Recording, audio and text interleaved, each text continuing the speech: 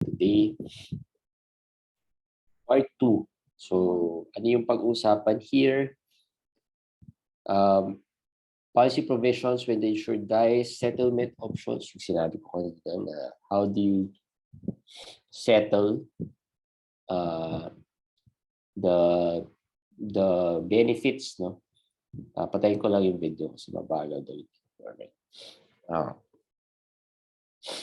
And then analyze significance and functions of beneficiary. How do you assign beneficiaries? Sinong pwede?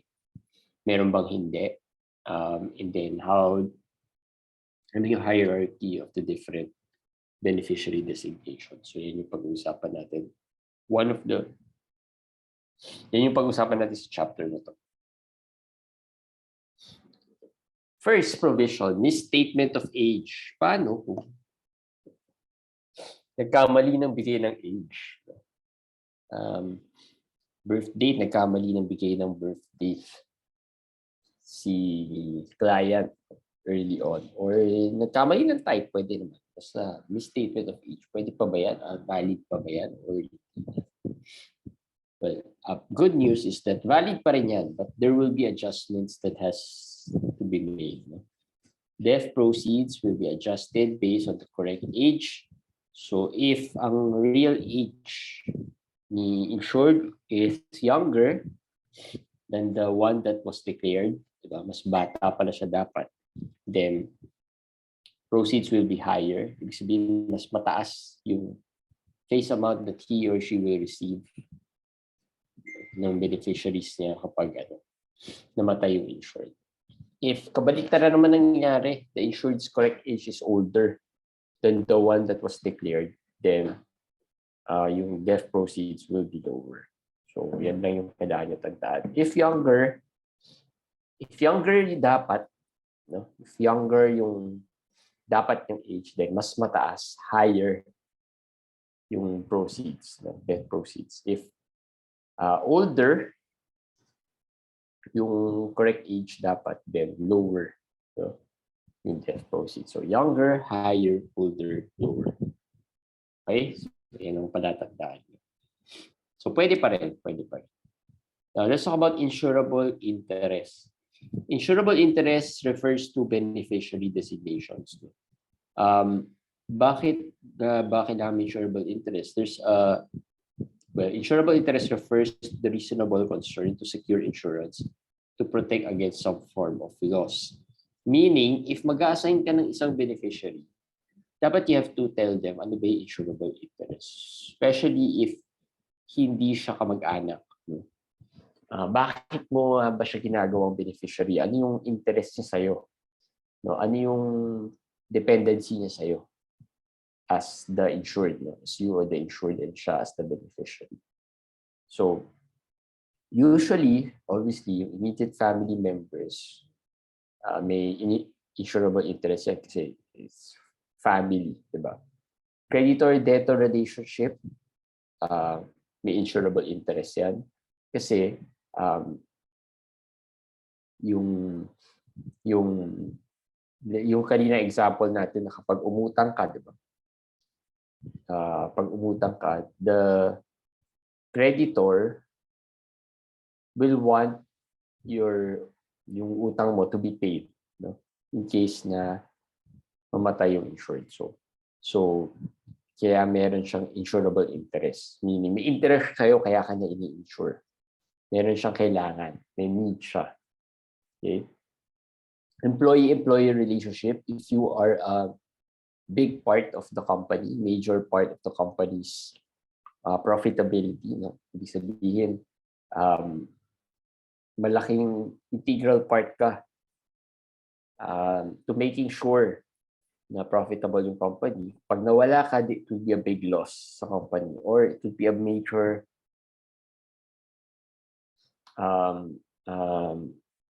loss in such a way na baka yung operations will stop for a bit or madidelay yung other things na kailangan magawa. So your employer definitely has insurable interest sa'yo.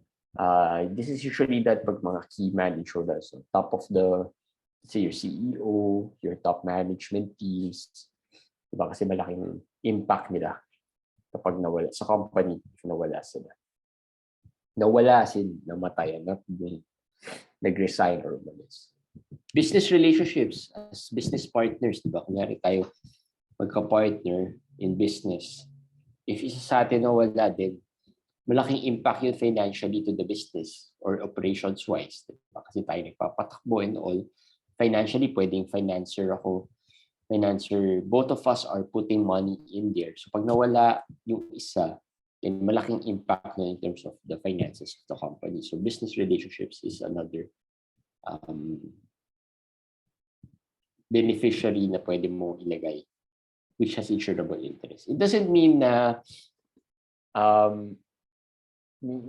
wala kang, let's say, kasi kunyari immediate family does not cover yung mga pamangkin, mga pinsan, diba? Unless, pero it doesn't mean na hindi sila pwede. It just means that they have to show proof na meron sila insurable interest. For example, ikaw yung nagpapaaral sa pamangkin mo, diba?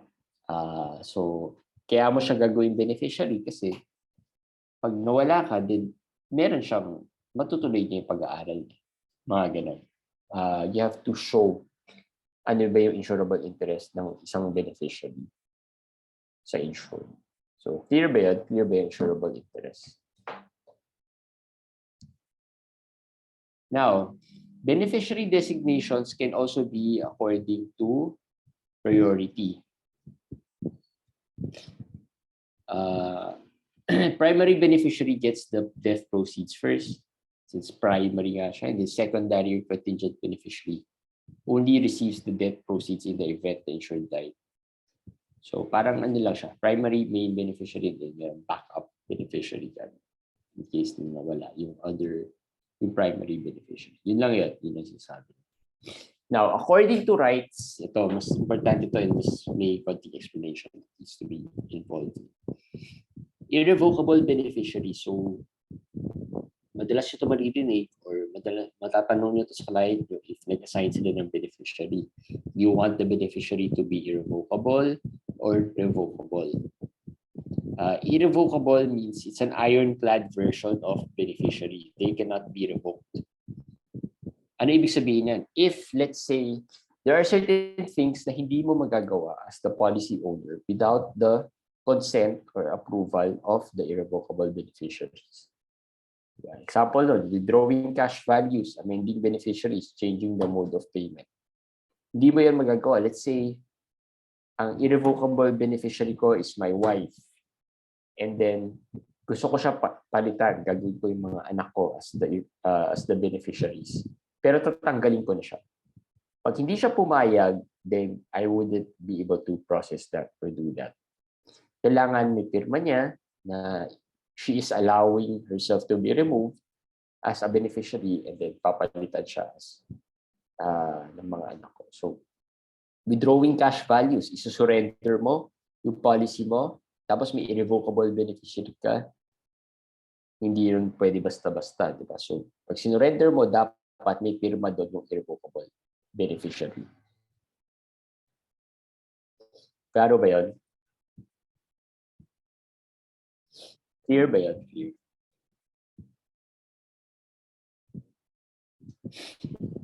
Okay, so also as irrevocable beneficiary, since meron ding tax implications. No? Irrevocable beneficiaries are not subject to estate tax, meaning kasi part owner na siya eh. Technically, she is also a part owner of the policy kasi may mga say din siya to whatever processes you want to be done dun sa policy eh. So technically, that irrevocable beneficiary is also quote-unquote an owner. No? And that's the reason why hindi siya subject to estate tax. So, on the flip side, ayan, ito pa pala before that. Generally, children are not recommended to be assigned irrevocable kasi nga, when children are beneficiaries, tapos ginawa mo silang irrevocable, they can't legally sign documents. No? no? Especially if they are still minors. So, hindi sila allowed. So, if you want to change something, bigyan kailangan mo ng pera, you want to withdraw, hindi mo na magagawa yun. So, may ipit ka. So, if you want to put children as beneficiaries, ang recommended talaga is revocable sila. Hindi irrevocable. Also, kailangan pa ng trust deed form if you assign children as beneficiaries. So, mas maraming processes and documents that you would need to go through, you know, if the children are irrevocable. On the flip side, revocable beneficiaries naman are the opposite. They can be revoked or replaced in time. So kabaliktaran lang. Pag revocable beneficiary, it means that pwede mo palitan yung beneficiary anytime without their consent. You can do the withdrawals anytime without their consent, or other processes that you would want for your policy without their consent. So yun lang yung beneficiary designations according to rights. Next is ito. Example. Okay, sagot naman kayo here. Case 1, in an unfortunate accident, the mother, who was the primary beneficiary, died instantly, while the father, who was the insured, so si father yung insured, died 10 hours later. Their children, John and Tina, who are the secondary beneficiaries, both survived. Who should get the proceeds? Sige nga, sino makakuha ng proceeds in this case? Father is insured, primary beneficiary is the mother, secondary beneficiary si John and Tina, and then namatay si father, namatay din si mother. Who gets the death proceeds? Sige nga, type niyo sa chat box.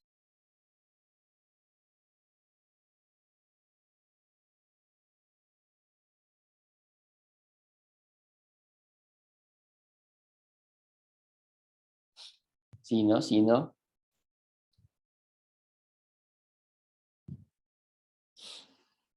Okay, wala. Sige. So, si John and Tina will get the death proceeds, no? If nawala na yung primary beneficiary. Alright, so next example. The father who was the insured, so si father insured died 24 hours after a plane crash. The mother, who was the primary beneficiary, died 2 hours after the incident. Si John and Tina, they are the secondary beneficiaries, died on the spot. So kanino mapupunta ngayon yung death proceeds?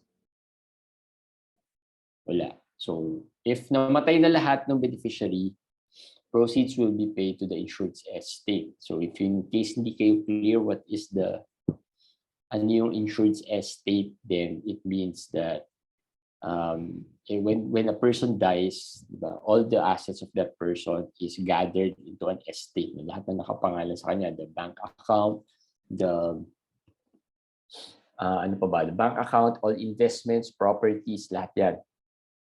And then if it is the value of those goes beyond the threshold, then may babayaran silang estate tax, no, for your relatives or whoever is the rightful heir, for them to be able to claim. So kailangan nila magbayad ng estate tax. And then it goes to a legal process kasi nga kailangan pa malaman sino ba yung rightful. In this case, patay na lahat. So who is the next person that should have the right to those assets, no? To the estate of the insured. So yan yung nangyayari when we talked about the estate of the insured. So it goes through a legal process, all of those sa family code yan. So to know more, and usually you have to get a lawyer for these things to be settled. Okay? True or false, minor children are not encouraged to be irrevocable beneficiaries because they are not allowed to sign legal documents such as amendment form for life insurance.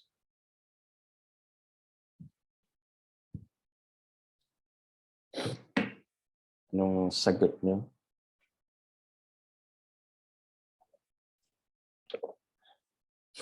Yan, true, sabi ni John Mark Banyes. Yan, true is the correct answer. So minor, not encouraged to be irrevocable. All right, pag-usapan natin settlement options. Settlement options. Ano ba ibig sabihin settlement options? These are the available options in case namatay si insured and claim na ng beneficiaries niya yung face amount, yung benefits of the plan. Ano ba yung, paano ba natin pwedeng gawin yan? Alright, so first option is the interest option. The insurer holds the principal proceeds for a period of time and pays the beneficiary a rate of interest at a regular interval. So, ibig sabihin, hindi mo na kukunin, mabibigay sa beneficiaries yung full face amount. Okay? Ano muna, yung interest muna ang ibinibigay. Okay? And then, at the end of the period, no, yung specified period of time, no, saka pa lang magbibigay yung buong face amount. That's one. Interest muna, and then the principal amount at the end of the distribution period ng interest. Okay, so interest option yun. So for example, 1 million yung face amount, may 6% interest. So ang makukuha lang ni beneficiary is 60,000 annually. No? Tuloy-tuloy lang until a certain period of time. Sa kanya makukuha yung 1 million. So that's interest option. Fixed period option. Ano may fixed period option? The insurer pays the beneficiary installments of an amount that will exhaust the principal and interest during the specified period of payment. So ito naman, period yung tinitignan. Meron ng fixed period. Okay, meron ng fixed period. Kunyari, 10 years, 5 years, di ba? Ito, installment for 5 years ang bigayan. For example, policy owner wants the debt proceeds to be paid within 5 years among these beneficiaries, after which settlement agreement terminates. So ito, 5 years to pay. Diba? Yung benefits. Okay, kompleto yun. Both the principal amount and the interest. So that's fixed period. Ito naman kabaliktaran. Fixed amount. Okay, fix yung amount. Walang fixed timeline hanggang maubos. Okay, yung monthly. Insurer pays out specified amount of income until the principal plus interest are exhausted, until mabigay lahat. So this can last for more than 5 years, diba? So for example, policy owner wishes 15,000 monthly lang. Yun lang yung gusto niya ibigay sa beneficiaries niya. Paano? So para at least hindi maubos agad, diba? 15,000 lang every month until ma-pay out lahat. Okay, so yun yung fixed amount. So interest option, fixed period option, fixed amount option. So tatlo na. Life income or annuity option. Insurer pays out the beneficiaries.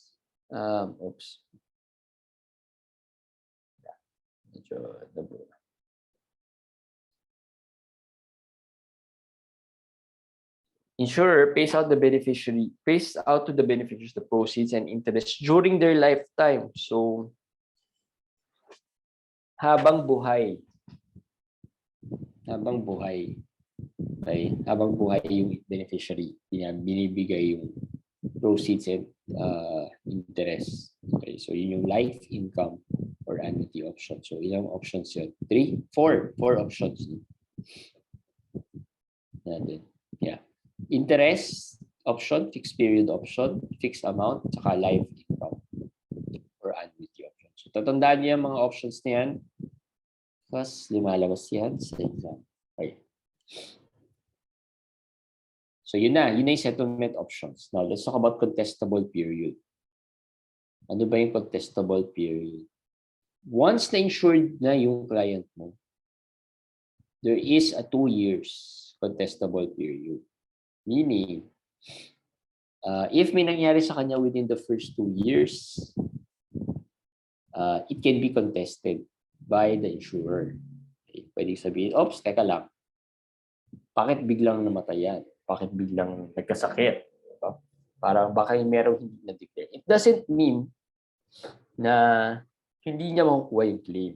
Okay, hindi yun yung ibig sabihin nun. It just means that there will be some investigation muna.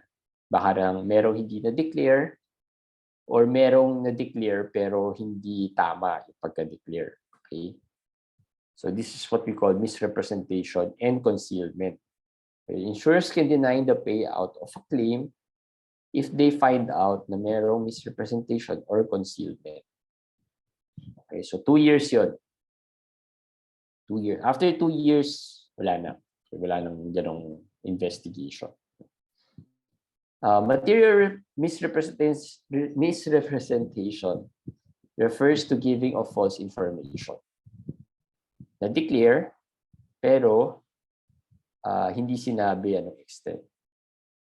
Hindi sinabi or hindi tinago yung extent of the sickness. Diba?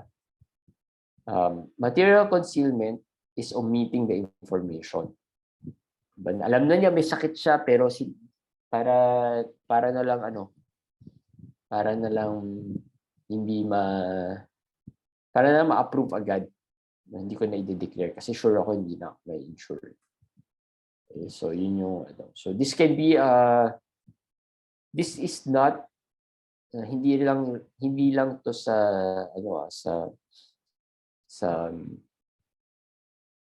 tawag dito sa insured, no? Sa insured. Ibig sabihin, sometimes kasi nangyayari rin, the insured gives out a sinabi niya, tapos the advisor did not declare para mapabilis. So, hindi rin yun bawal. Mamaya pag-usapan natin yun during the ethics, no? Pero a lot of times, merong time na, let's say the client, na-deny na siya dun sa isang insurance company.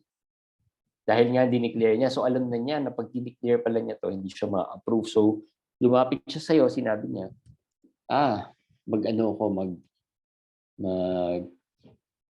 mag-apply ako pero hindi niya sinabi. Hindi na lang niya sinabi na meron siyang ganung sakit. No? Then, para lang kasi alam na niya no? Malalaman din niya kasi merong medical. Diba? Okay, so may question dito si Des. What if namatay po yung insured nang wala pang 2 years sa sakit? Hindi naman niya po alam. So yun nga. So okay lang yun. Walang problem doon. So makakiklaim pa rin niya yun. Okay, kasi makikita naman yan sa records eh. Once the insured dies, syempre may mga cause of death and then there probably could be some medical records that would be asked, no? And doon sa medical records niya would show na, hindi talaga niya alam. Na-diagnose lang on this date, no, after niya ma-insured, walang record of that person.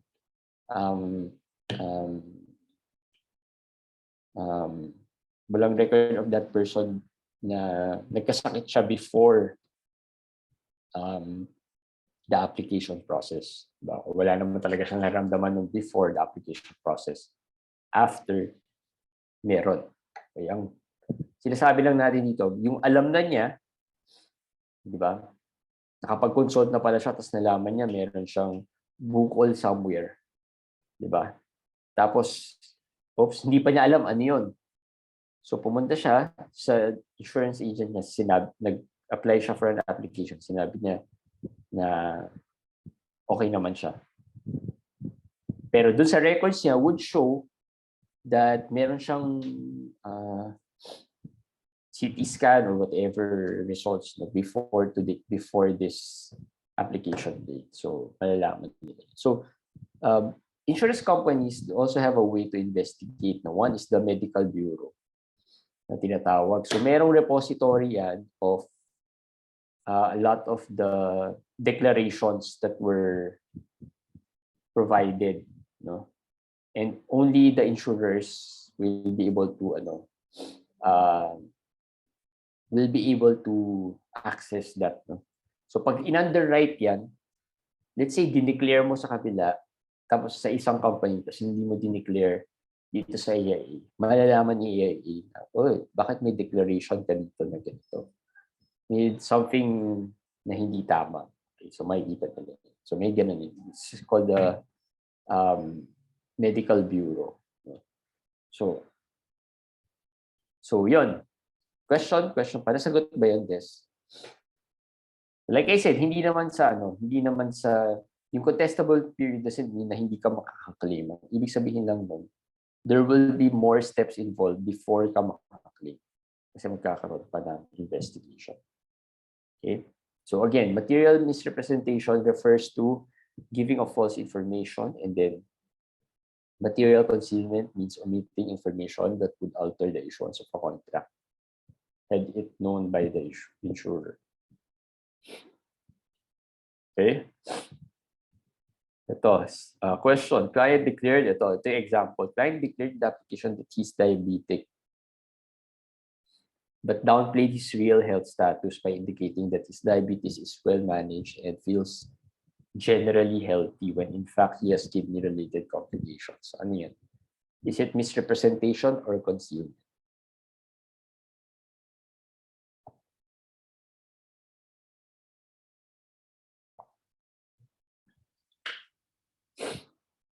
So ito, dineclare niya diabetic siya pero dinownplay niya, that's misrepresentation.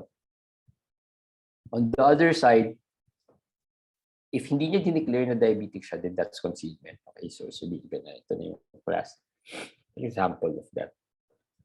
Kaya very important, if may dineclare si client, you will ask questions. No? The questions we ask is very important.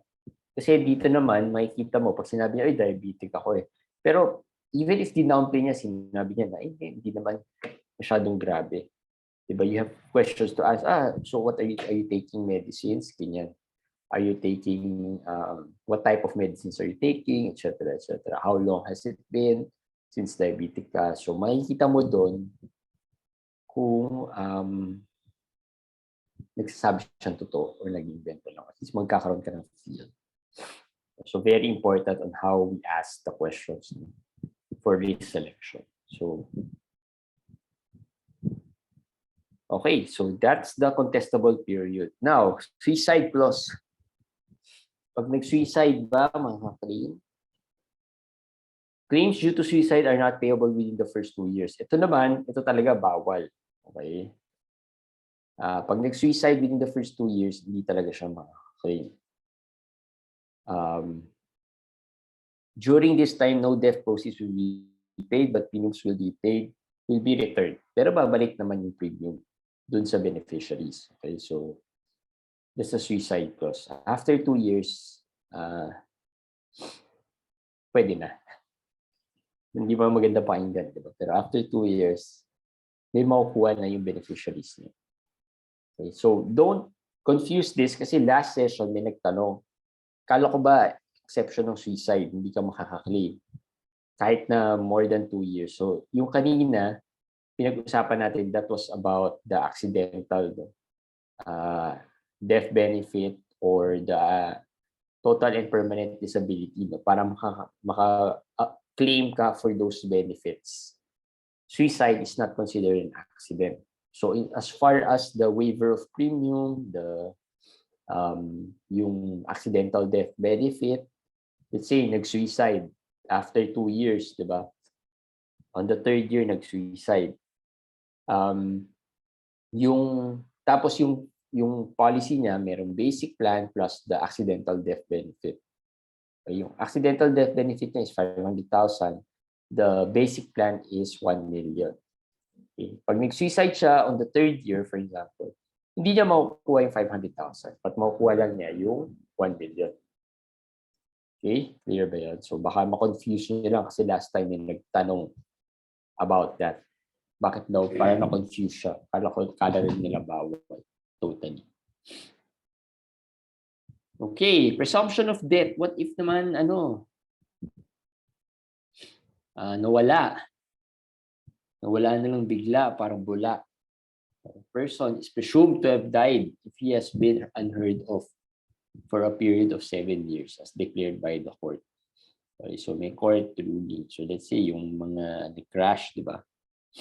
Ano pala, missing person, di mahanap, nawala. Diba? Pero pag ano naman, missing aircraft or sea vessel, death may be declared by the court after 4 years. Okay? So pag na-involve sa crash of a missing aircraft or a sea vessel, kasi minsan di ba mahirap na hanapin yun. After 4 years, as long as may kita naman doon who are the names of the passengers on the vessel, then in 4 years, considered dead na sila. Okay, kahit hindi pa nakita yung body. Ito naman, nawawala lang. Okay, nawawala. Hindi alam kung ano nangyari. Hindi sure kung patay, hindi rin sure kung buhay pa. Pero for 7 years, hindi na nakita. Okay, yun yung una. So what if nagkaroon ng reappearance, di ba? Yung 7 years, after 7 years, biglang lumitaw kasi nakuha na yung claim. Diba? Yung mga ganyan. Sa US, very common. Yung mga ganung kwento. Then the insurer has the right to recover the money because it was paid under a mistake of fact unless the insurer entered into a compromise settlement with the beneficiary before the release of the claim.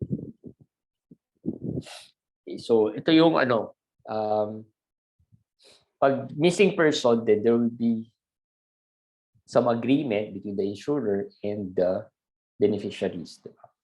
Unless nag-compromise sila in such a way na, o sige, we'll give you the claim na, and in case na hindi siya lumabas talaga, then okay na yon. Basta ito yung benefits. Pwedeng ganun.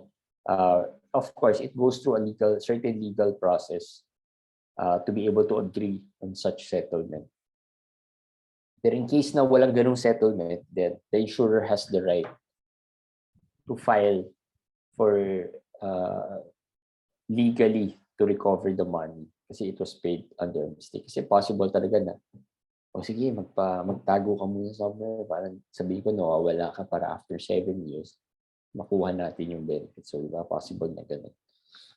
Then, nung nakuha na, diba, biglang lumitaw. So, in that scenario, pwedeng i-attempt, pwedeng mag-file ang insurer to recover the money. That is presumption of death. Questions? Any questions so far? Questions ba kayo? Let's practice. Kung wala kayong questions, ako may questions for you. For life insurance coverage to be valid, insurable interest must exist. A, only at the time of the loan. B, only at the inception of the policy. C, both at the time of the policy issue and the time of the loan, but not necessarily throughout the lifetime of the policy. Throughout the lifetime of the policy. Kailan ba dapat may insurable interest? Sa inception lang ba? Kailangan ba the whole time may insurable interest? Anong hula nyo? Sige. The correct answer is B. Only at the inception of the policy. So, hindi kailangan the whole time. So, pwede asawa mo ngayon after 3 years din for some unfortunate reason naghiwalay kayo, di ba? Pero on paper, siya pa rin yung beneficiary. So, the owner or the insured should be able to change that, di ba? Para kung ayaw na niya maging beneficiary yun. So, pero if hindi yan napalitan yun, then that person, and then namatay yung insured, then that person is considered the real beneficiary. So, pero it doesn't mean that same with yung kanina, di ba, yung occupation. Na at the inception, lahat ng mga evaluation process is done at the inception or at the approval, part of the application. Once after that, then it is up to the owner to make the necessary changes na gusto niya. Okay? Okay, whether gusto niya palitan yung beneficiary dahil wala na silang insurable interest and so on and so forth. Or palitan niya to someone who has mas mataas na insurable interest. Diba? Like, minsan ang pinaka-common, instead of the wife, papalitan na to the kids kasi close to the mind, close to, not minor na sila. So, yun yung mga things na kailangan. Okay. Next, what are the basic settlement options? A, cash surrender value, automatic premium loan, yan ba yun? B, fixed amount, fixed period, interest option, life income option. C, double indemnity, total disability, waiver of premium. D, policy loans, assignment, beneficiary designation. Ano ba yung different settlement options?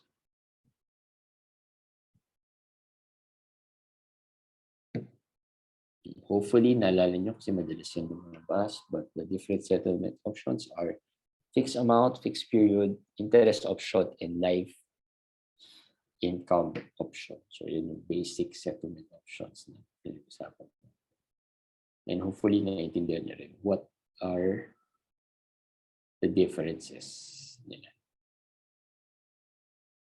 Okay, next. In the Philippines, an insurance company's right to receive the life insurance is generally limited to the first 2 years following policy issue date or date of approval of last reinstatement. The provision is embodied in, okay, so ito yung first, life insurance is generally limited to the first 2 years following policy issue date or date of approval of last reinstatement. Anong tawag dito? A, sabi niya. Des, thank you, Des, for answering. Yes, the correct answer is A, incontestability loss. So, in the first 2 years of the policy. And then, meron na banggit dito, date of approval of last reinstatement. This is for, let's say, nag-lapse yung policy, no? Hindi natuloy yung payment, nag-lapse. Then you have to reinstate. Pag nag-reinstate ka, uulit yung contestability period. Mamaya pag-usapan natin yung reinstatement. May topic dyan about reinstatement. All right. So, done na. That's the second policy provisions. Kapag namatay si insured, now, ano naman, the third one is when the insured quits. Ibig sabihin, ayaw na ni insured. Ayaw na niya ituloy magbayad. Buhay pa siya, hindi siya patay. Buhay pa siya, pero ayaw na niya ituloy. Ano yung mga policy provisions? Yung mga options niya. Yan ang pag-usapan natin here in Chapter 5. Let's go. Non-forfeiture options. Yan, another option. Another option, non-forfeiture options. Ano ba yung mga non-forfeiture options? Ano ba ibig sabihin nito? And then, ano yung options for reinstatement? Yung sinasabi ko kanina na pag-uusapan natin. Okay, non-forfeiture options are available to permanent plans. Okay? Available lang siya to permanent plans, meaning hindi siya available to term, neither is it available to the VUL. So, permanent plans lang siya available. Ano ba to? Okay. So, basically, before natin pag-usapan yung actual options, basically, sa non-forfeiture options is that ayaw mo na magbayad. Okay. Ano na yung ayaw mo na magbayad? Ayaw mo na ituloy yung payment. So, ano yung options mo? Ano yung pwede mong gawin? Ayaw mo na talaga ituloy yung bayad. Pwede pa ba? Pwede pa ba ako makover? Okay. Gaano katagal pa ako pwede makover? Do I get the same coverage? Diba? Pag ayaw ko na. Pwede ba yun na hindi na ako magbabayad pero covered pa rin ako? So, yun yung pag-uusapan natin dyan. So, the first option is cash surrender value. Ayaw mo na, you don't want to deal with this insurance anymore kasi kailangan mo ng cash or whatever. So, surrender ko na.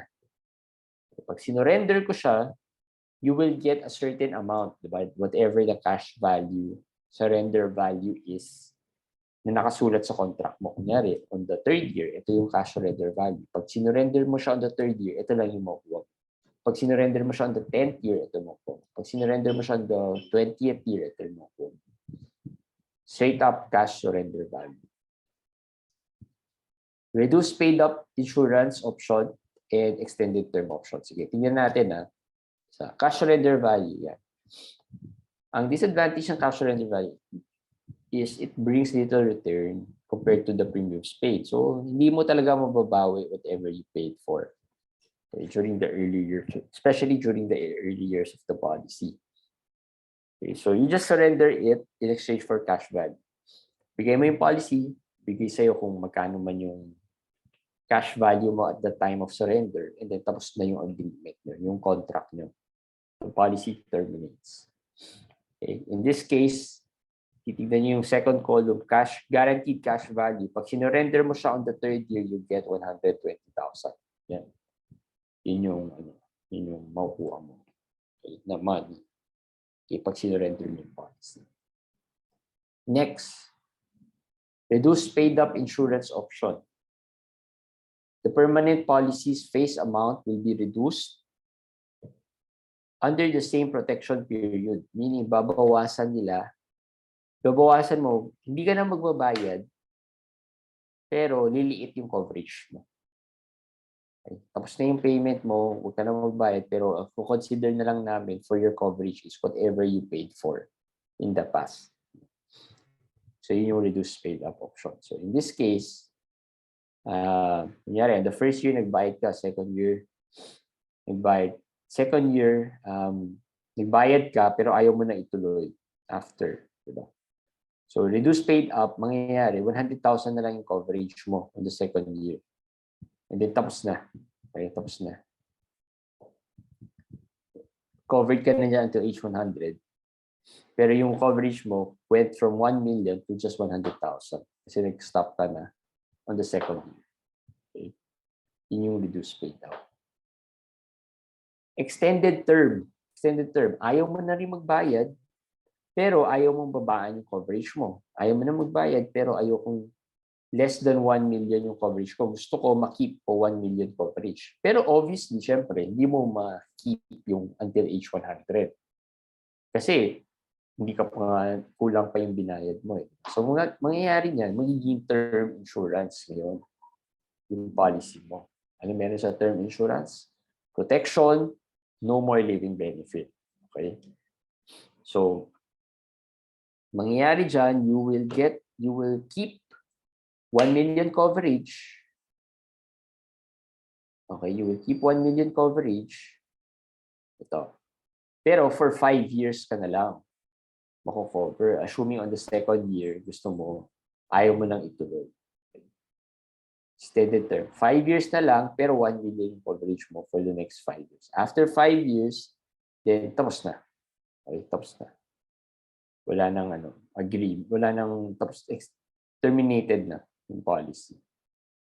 Okay, yun yung extended term insurance. Now, possible naman na during the extended term, sobra-sobra na yung nabayad mo.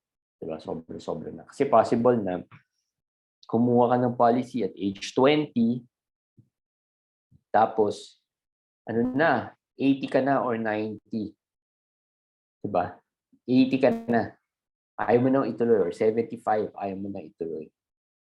Diba? Tapos, nung kinompute yung extended term mo, sabi sa'yo, sa lahat ng binayad mo, yung extended term mo, mangyayari, mo-cover ka na for the next 30 years. Mo-cover ka sa next 30 years. Sipin mo, 75 ka na nun. So, mo-cover ka sa next 30 years, then that means covered ka until age 105. Okay, covered ka until age 105. So, it means na excess, sumobra na yung nabayad mo. So, what happens? Then, yung 5 years na yun, whatever the equivalent cash value na doon sa 5 years will be given to you. A lump sum excess cash value will be given to you as an endowment. Okay, clear ba yan? Clear?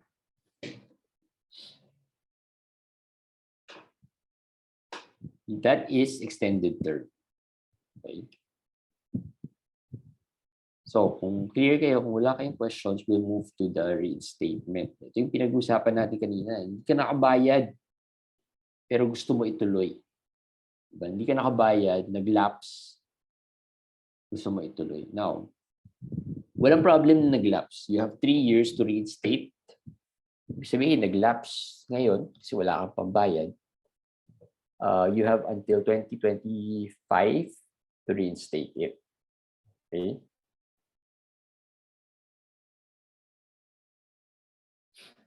Pero the 2-year contestability period starts again. So yun naman yung disadvantage nun. So nakalusot ka na di ba? Nakalusot ka na dun sa 2 years contestability. Ngayon, mag-uulit-ulit. Diba? So ibig sabihin, healthy ka ngayon, then kung next year biglang nagkasakit ka, or tipong pag nag-apply ka ngayon, hindi mo dineclare, diba? You will be subject to underwriting kasi pag you reinstate, tatanungin ka about your health, current health condition, etc. So mas mas may process ulit of evaluating, no? So, and possible din na mag-change na whatever your rating was. Kung standard ka before, pwede maging substandard ka na ngayon kasi iba na yung iba na yung health mo, di ba? If hindi mo naman dineclare, di ba? If hindi mo naman dineclare, pasok pa rin yan sa 2 years contestability ulit. So, if may nangyari sa'yo the following year, may nangyari sa insured the following year, then possible na hindi pa rin siya makaka-claim.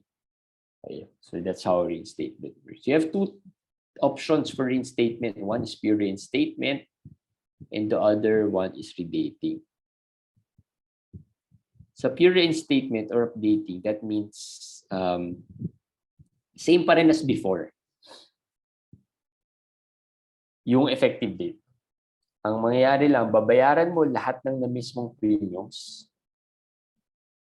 Diba? And the latest premium due. Okay? To reinstate. Okay? Effective date niya, same lang as dati, before. So yun yung pure reinstatement. Okay, so to do this, you need to pay all back premiums, any outstanding loan plus interest, and you might need to show proof of insurability. Okay, so kailangan mo pa rin like I said, may evaluation or underwriting process pa rin na mangyayari dyan. Okay. The other option is redating. Ano ba yung redating? Mangyayari, sige, hindi ko na kaya bayaran yung old premiums kasi malaki na yung incur ng interest. So you will now be required only to pay the current premium. Pero yung effective date niya will move to a new date. Okay, mag-move yung new date niya. So parang you forfeit na whatever is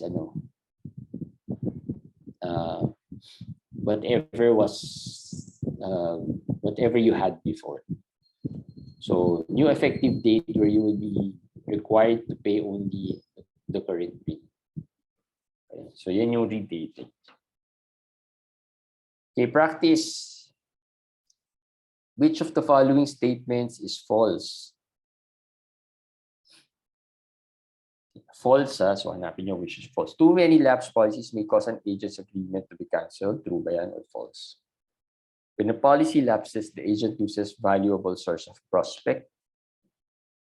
When a policy lapses, the agent loses all future commissions on renewal premiums.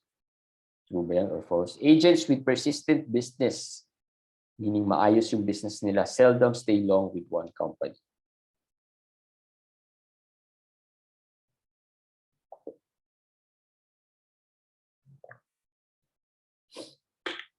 Anong hula niyo dyan?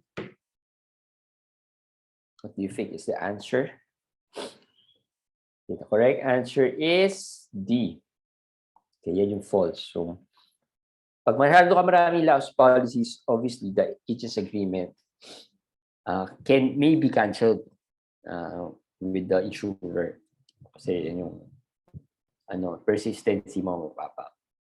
When a policy lapses, the agent loses valuable source prospect. Siyempre, hindi ka na makabalik or mahirap nang balikan ulit yung prospect. When a policy lapses, the agent loses all future commissions. Siyempre, pag hindi na siya nagbabayad, nag-lapse yung policy, whatever is the second year premium or renewal premiums, hindi ka na makakuha ng commissions. So, letter D is the correct answer. Ano yung non-forfeiture option that would ordinarily be selected? A non-forfeiture option that would ordinarily be selected at the time a policy owner A discontinues premium payments for the whole life for endowment policy. B chooses a mode of settlement for policy proceeds. C converts a term policy to a whole life policy, or D renews a term policy. Ano ba yung sinasabi na non-forfeiture option? Ano ba yun?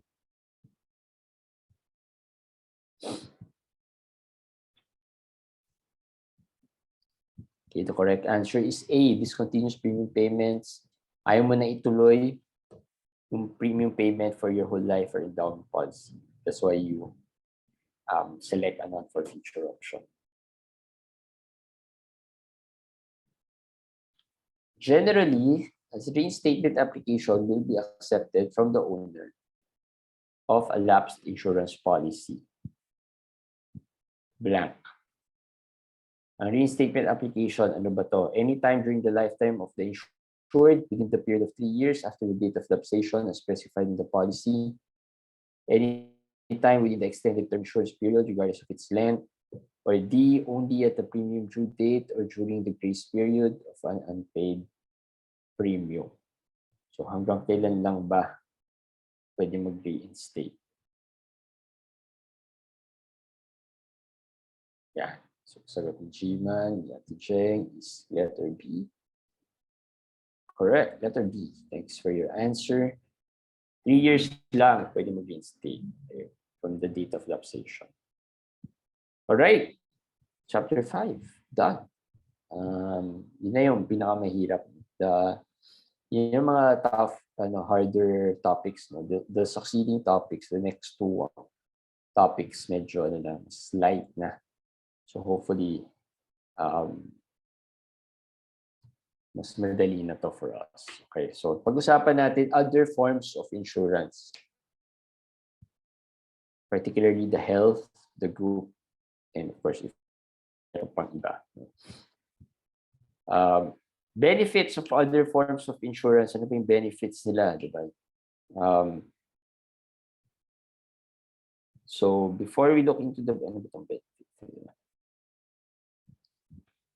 okay, so before we talk about that, yung insurance, like sinabi natin kanina, can be bought by an individual or a group as well. Usually, pag group, it's provided by employers. Now, there's also called the health insurance, which can be bought individually or provided by employers. Okay, pwede rin yan, provided by employers. Now, group insurance, companies offer group life insurance to all their employees. Okay, usually, ito yung pinoprovide ng company as one of their benefits, no, to their employees. Ang maganda sa group insurance, it's fairly inexpensive and sometimes free na, wala ka nang babayaran as being part of the company if employee ka. Or pwede rin naman, there are cases na happy kayo, diba? Deductible.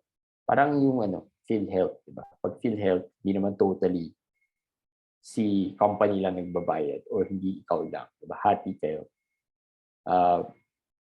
So premium is fairly inexpensive kasi nga group siya, wholesale ang bili, diba? So mas mura, diba? Pag bumili ka wholesale, usually it's cheaper than kapag retail. Relatively has low coverage amount and was offered as part of the employee benefit package. Okay. Group is a term life insurance, so meaning no savings, living benefit, okay, and is renewable each year. Pero pag pwede rin naman for group insurances, meron din cases na kinukunan ng company yung mga employees nila ng permanent plan. So pwede naman either. Now, ang difference niya for an individual policy is that walang individual contract. Okay, there's only one contract and it's with the company. It's called the master contract. So ano nakukuha ng employees, no, as the insured parties? No? There is what we call the certificate of coverage. Nire-request to dun sa insurer that so that they can provide it to the individual policy owner. Okay, policy holders pala. Individual insured. Okay, so ang contract, master contract is with the company kasi sila yung kumuha for you. Diba? Sila yung representing the group. Okay, and then each individual na part of that group will get a certificate of coverage. Hindi lang pala to limited to companies, no? Pwedeng certain interest group, no? There's insurable interest yung institution na yun. So let's say maybe officers of whatever or school, maybe school. Diba? Meron mga products na for the kids, let's say for field trips, diba? Mga ganyan. Insured yung mga kids, merong mga barangay, for example, diba? May mga ganun. So hindi lang siya limited to a company. Pwedeng special interest groups din. Okay, it is assumed that every member of the group is insurable and they are employed. They work minimum number of hours. So yun yung assumption here when you apply for a group insurance. Group life, ang challenge naman for group life is that sometimes basic coverage lang ang pinoprovide. So walang other coverage, particularly the accident coverage, disability coverage, or medical coverages. So that's where health coverage goes in. Or although minsan ina-attachan dito ng mga riders, depending on the plan or the product. But usually health coverage, kaya sinusupplement rin with the health coverage or health plan ng company, di ba? Your HMOs, HMO benefits. So mamaya pag-usapan natin. So group insurance can be contributory or non-contributory. Meaning, pag contributory, the employee contributes. Pag non-contributory, meaning the employer pays for everything. No? Ang classic example of a group insurance na contributory is PhilHealth. Okay, so di ba, health insurance yun eh. Pero hati tayo. Nagbabayad ako as the employee, the employer nagbabayad. Usually it's half. Diba? Kung ano yung binabayad ko, kalahati nun babayaran ng company. Okay? So ganun yung group insurance. What happens to my group life insurance membership when I resign from the company? Ano nga ba mangyayari? Pwede ko ba i-convert? Yes, conversion privilege. It allows me to convert my group insurance to individual policy within 31 days from separation from the company without proof of insurability. So pwede. Okay, you can convert it to a permanent plan. Basta within 31 days from separation. Right? Na hindi mo kailangan magpakita ng proof of insurability. Yun yung crucial doon. Yun yung key doon. Yun yung important doon. Okay, since group, ito true or false lang, hopefully makasagot kayo. Since group insurance is coterminous with your membership in the organization, you should treat it as a perk, which may be supplemented with a separate individual policy rather than a sufficient stand-alone coverage. True or false? Dali lang to, siguro naman kaya na itong sagutin.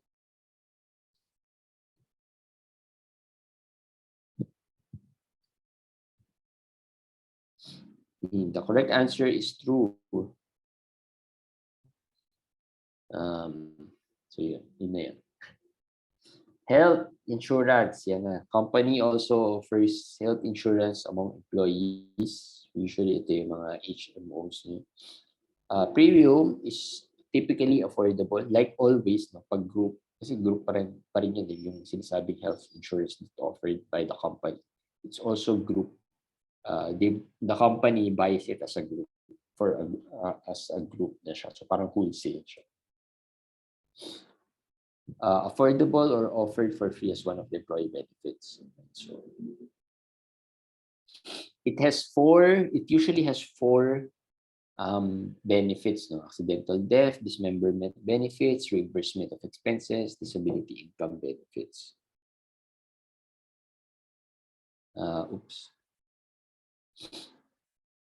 Usually, employees are, tandaan niyo yung ano, guys, tandaan niyo yung 4 na to. Okay, lumalabas yan sa exam. So, mock exam.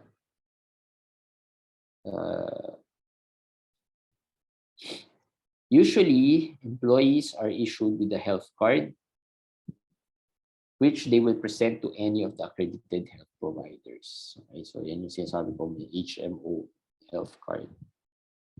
And meron siyang maximum limit per benefit. Okay, kadalasan ganun siya. May cap. Okay, na hanggang dito lang yan. Okay, diba? Usually pag yung mga HMO mo, merong ano ba yun? 500,000 lang, di ba? 200,000, 300,000. So, depende. Ayan. Ito yung sinasabi. Most health insurance plans have deductible or an amount that the employee has to pay out of the pocket before benefits begin. Minsan, minsan meron ganun. Meron din mga plans wherein may shoulder pa rin si insured. Diba? Pero meron yung mga plans na wala na. So, depende yan sa type of plans na meron, na in-offer. Okay, health insurance covers essential health benefits critical to maintaining covered employees' health and treating illnesses and accidents. Huwag natin sagutin yan because the answer is true. Okay, annuity. Ito na, annuity. Dito na kayo kagulo-gulo. Okay. Many people worry that they will not have sufficient nest egg to see them through their retirement years. So yung fear, di ba? Sino dito may fear na, ay, baka wala na akong na-save enough for my retirement years. By the time na hindi na ako nag-work, wala na akong nakukuha income, paano na, di ba? Annuities were developed to help alleviate these concerns. Essentially, an annuity is a purchase of income. Naalala nyo kanina, pinag-usapan natin ito, the settlement options, life annuity option. So, it's a purchase of income.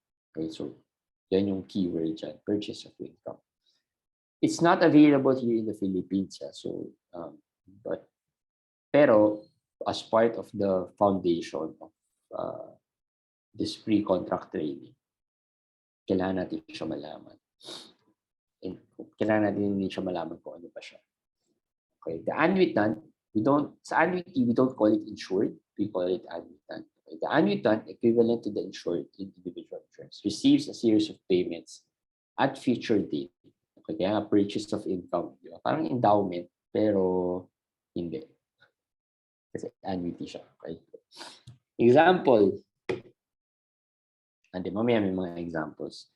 Annuity payments often start and end at a specific period, but other variants also provide benefits as long as the annuitant lives. Okay, so tingnan natin examples. Mamaya.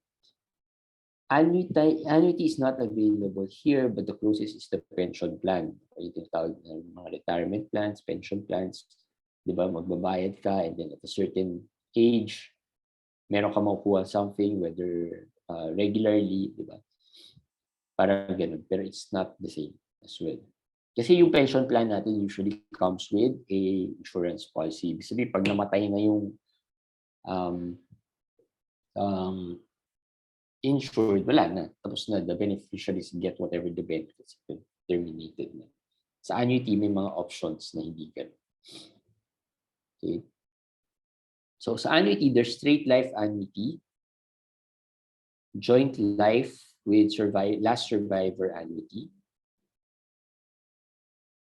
and period certain annuity. Okay, ano ba yung difference? Straight life annuity pays a guaranteed stream of income but ceases payments upon the death of the annuitant. See, malaking difference niya kasi, ito, ang pension plan kasi usually meron lang yan up to a certain point. certain period na babayaran mo. Nababayaran ka, bibigay sa yung benefits. Once na naubos na yun, tapos na. Ito kasi sa annuity, until death, diba? Automatic until death. Habang buhay, meron ka makukuhang payment. No? So straight life annuity, tuloy-tuloy ka lang, you get payments, you get income. Until mamatay ka. Pag namatay ka din, the income stops for straight life. Yan. Ito yung example. Yan. Walang beneficiary. Whatever is left, kung meron mang hindi pa nabigay, wala na yun. Okay, so yun yung difference niya. Joint life survivor with last survivor annuity allows the owner's spouse to be successor payee and to keep getting payments until his or her death. Okay, so ito parang joint kayo. Dalawa kayo. Diba? You receive payments already, tumatanggap ka na ng payments, and then, nung namatay si spouse, di ba, tuloy pa rin yung payments dun sa last survivor. Okay? In this case, the husband. Okay, so yun yung last survivor, joint life with last survivor annuity. Kasi hindi mo rin yung magagawa with a pension plan. Kasi nga, sa pension plan, pag namatay na yung tree, pay out na yun sa beneficiaries. Ito naman, a period certain annuity offers guaranteed payments for a specific number of years as opposed to the annuitant's lifetime. Ito naman, may certain period. Ibig sabihin, limited amount of years lang binabayaran yung payments. Payments are being made for a certain period of years. So yung tatlo, straight life annuity, joint life with last survivor annuity, and the period certain. Tandaan niyo. Okay, so sa annuitant, ito yung annuitant period certain, nakaka-receive siya payment, namatay yung annuitant, makaka-receive pa rin ng payment yung successor payee, pero titigil siya at the end of a term, a certain period. Okay, may hangganan. Yung sa last survivor, joint life with last survivor, habang buhay yung last survivor. Tuloy-tuloy yung payment. So yun yung difference. Okay? Ito, madali lang. Insured is individual insurance as blank is to annuity. Ano ba yung tawag sa insured ng annuity? Beneficiary ba yun or annuitant? Yan. Sa word naman eh. Sagutin ko na for you. Annuitant. Okay, that's the correct answer here.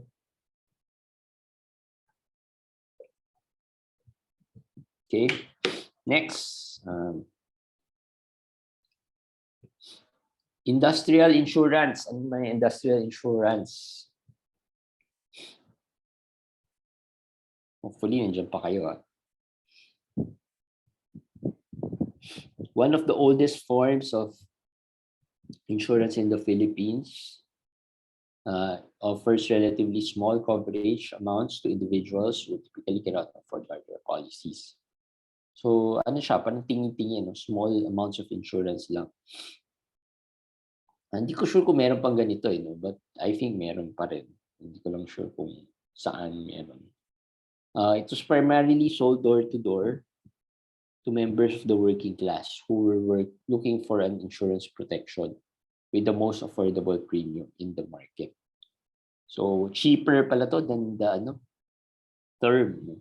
Cheaper than the term. Premiums are paid daily, weekly, or monthly. Isipin mo, ganun ka-cheap. Daily, weekly, or monthly ang bayaran. And payouts are given to debit agents. Yung tawag dun sa nangongolekta ng premiums. Debit agents. Tandaan yan, lumalabas yan sa exam. It has industrial insurances have built-in accidental benefit. Ano pa ba? Benefits. And paid to anyone from the immediate family in the absence of a beneficiary. Okay. Just like usually naman, just like any other insurances. Ito, industrial insurance, anong tawag doon sa nangongolekta, no, ng premiums ng industrial insurance? What type of agents are they called? They are called debit agents. Okay, so game practice time. Ating time check tayo. 2:45. Okay.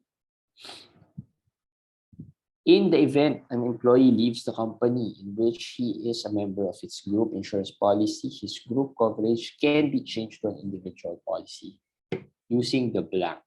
Yung tawag to.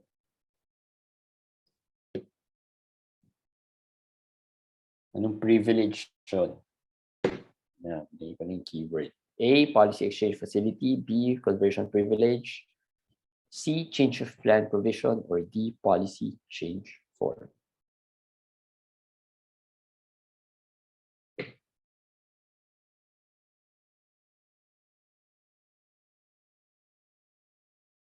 And the correct answer is B, conversion privilege. Yung tawag that you can, if you leave a company, you have 31 days to convert your group plan to a permanent. Ito, benefits payable under health insurance policies cover, yung kino-cover ng health insurance. Health insurance policies does not cover only expense reimbursement benefits. Expense reimbursement benefits only, disability income benefits only, or all of the above?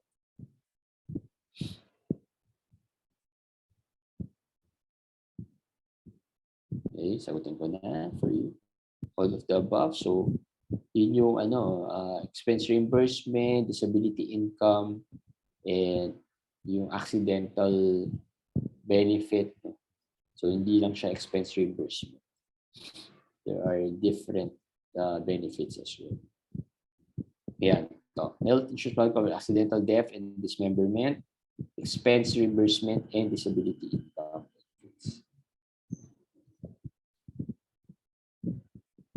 Annuity plan. Ayan. Thanks, DJ, for sending out. Pero just in case, hindi pa kayo nakapag-register, nakapagpa-attendance, yan na yung attendance sheet niyo. Annuity plan. Annuity plan offers life insurance protection, offers the waiver of premium benefits, the same as an endowment plan, or D is a purchase of income. Dali lang yan. Kailangan natandaan niyo na yan.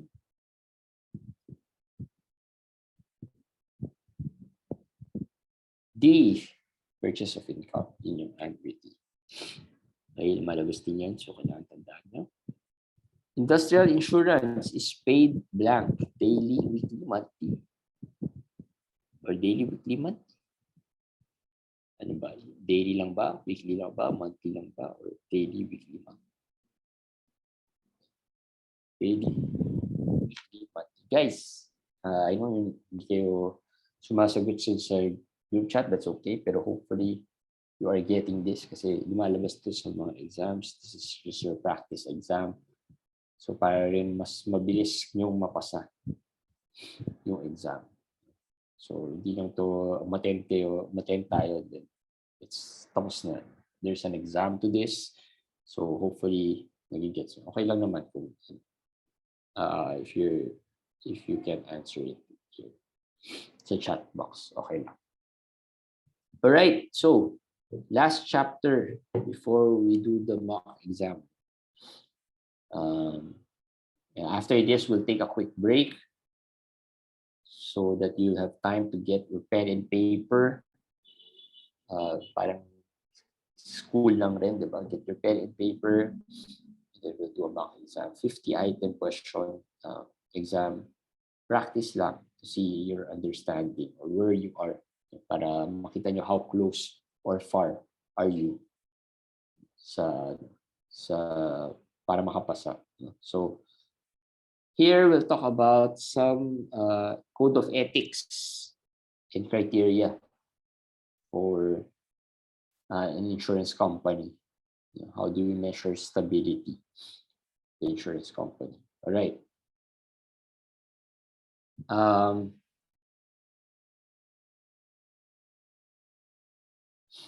Code of ethics. So the insurance commission, insurance companies are regulated by a government institution called the Insurance Commission. So hindi tayo basta-basta any company, we are regulated. And the reason for that is that the role of Insurance Commission is to protect the interests of the insuring public, to make sure we are regulated, both life and non-life insurance companies are regulated to make sure that the interest of the public is upheld. So parang since maraming, like we said, we promise benefits, we are the only party that promises the benefits by unilateral contract. Then the Insurance Commission needs to make sure that whatever we promise, we can provide. So, and licensed advisors,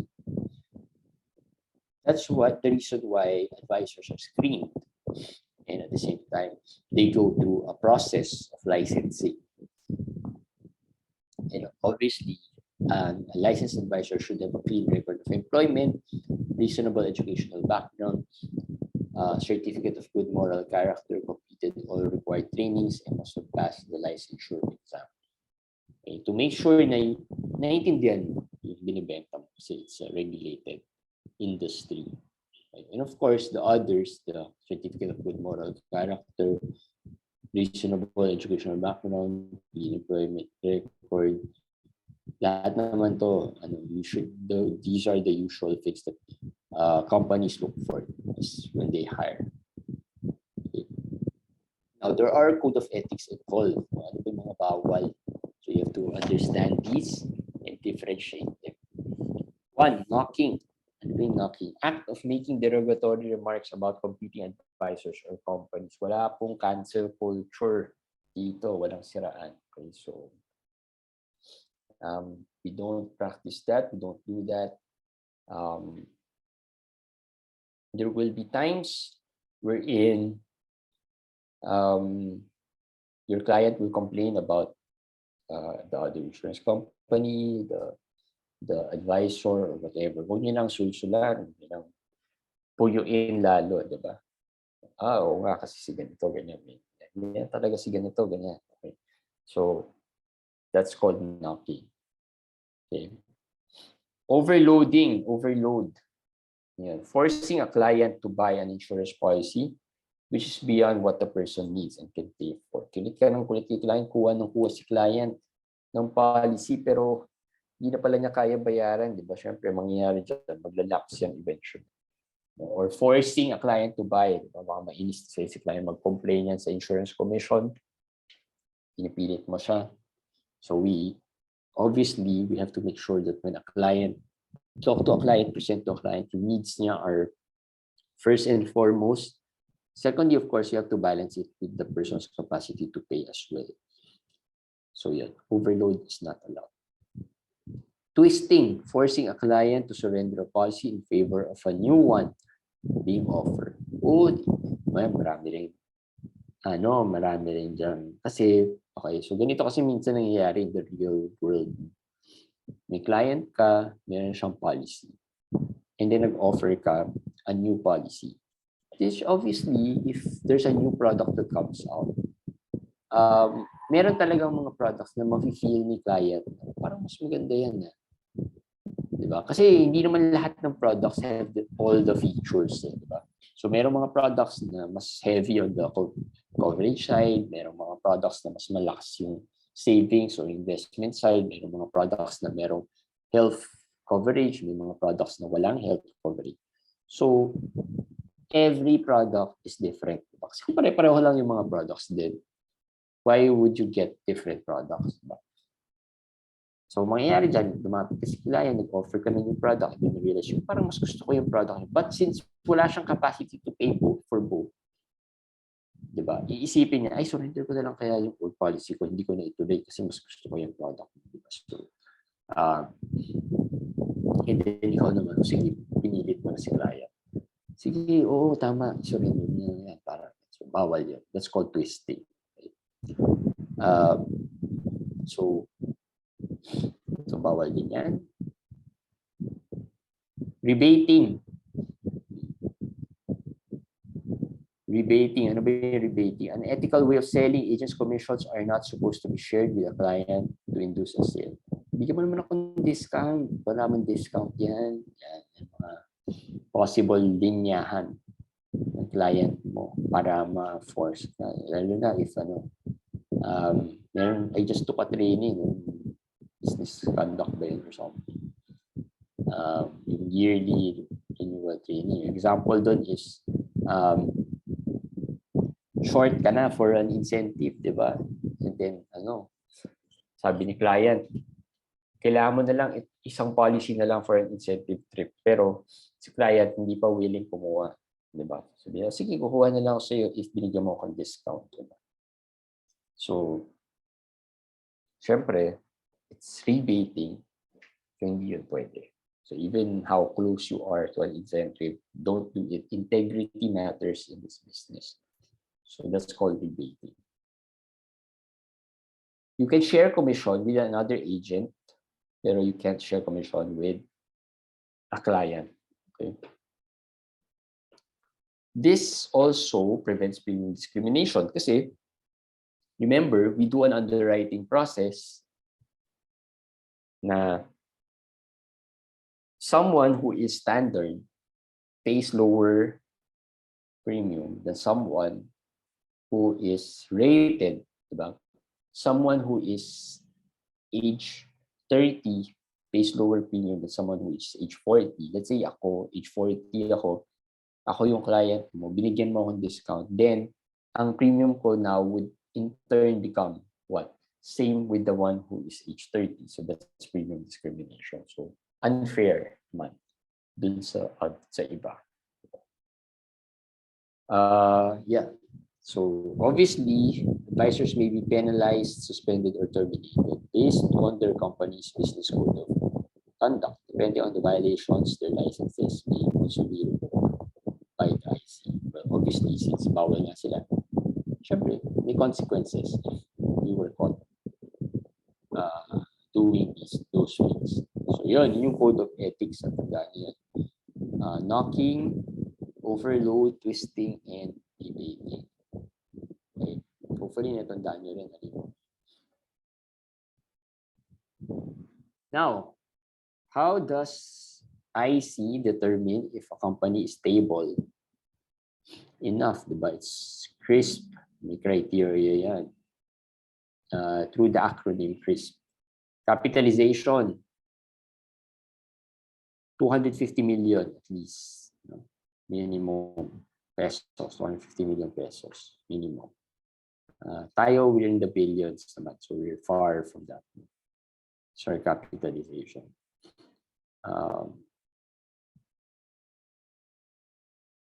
Reserves, tinatawag natin emergency fund in personal finance, diba? Reserve provides for the minimum amount of obligation that are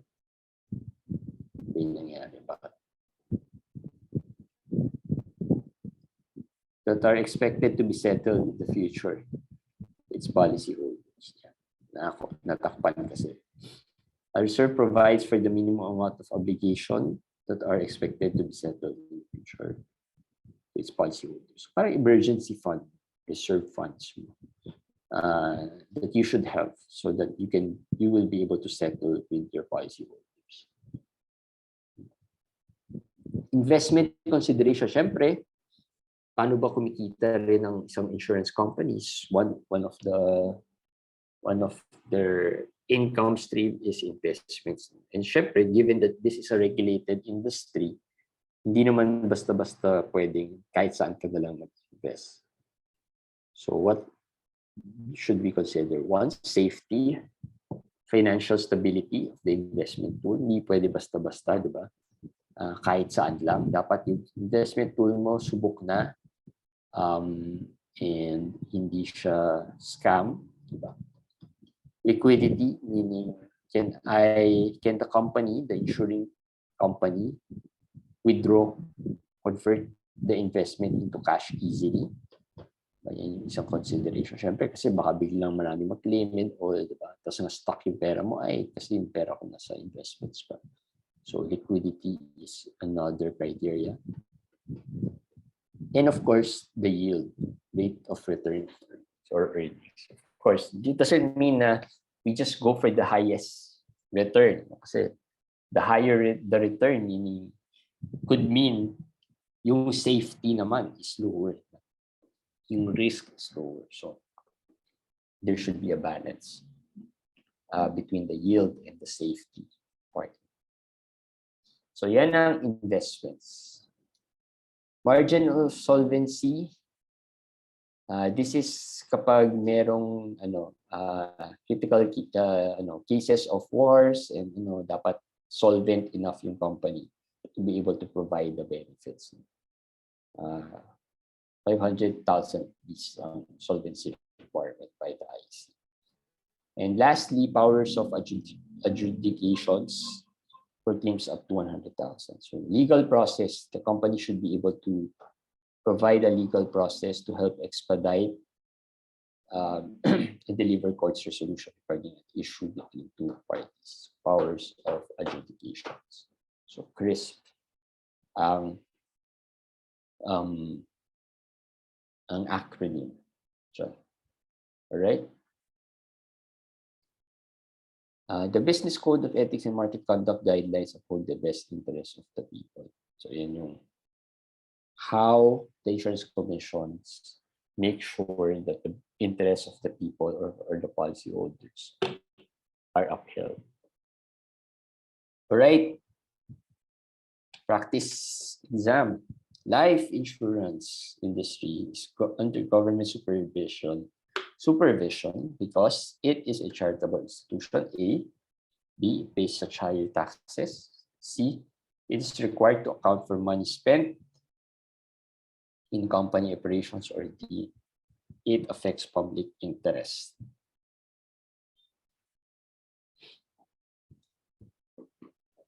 Sagot niyo dyan. He's still with me.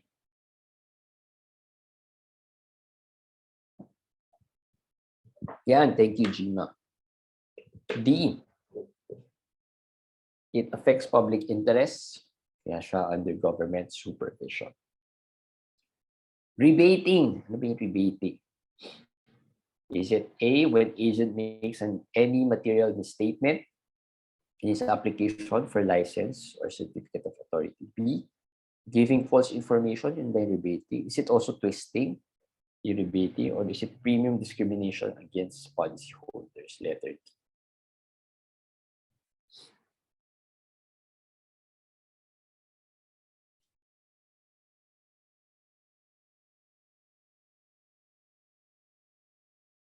Letter D.